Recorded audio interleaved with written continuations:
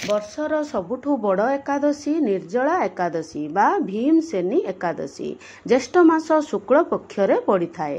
ଏକାଦଶୀ ତିଥି ଆରମ୍ଭ ହେଉଛି 17 ଜୁନ ସୋମବାର ସକାଳ 4:44 18 ଜୁନ 6:25 ଏକାଦଶୀ ତିଥି ସମାପ୍ତ ହେବ।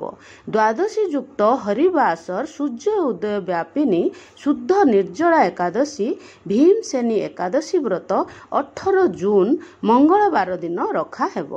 ପାରଣା ସମୟ 19 ଜୁନ ବୁଧବାର ସକାଳ 5:50 7:29 ଭିତରେ ବ୍ରତର ପାରଣା କରାହେବ। ପାରଣା ଅର୍ଥ ବ୍ରତ ଖୋଲିବା। ନିର୍ଜଳା ଏକାଦଶୀ ବ୍ରତ କରିବା ଦ୍ୱାରା ସବୁ ଏକାଦଶୀ କରିବାର ଫଳ ମିଳିଥାଏ। ଏହି ଦିନ ବିନା ଜଳ ପିଇ ବିନା ଭୋଜନ ଖାଇ ଏହି ଏକାଦଶୀ କରାଯାଏ।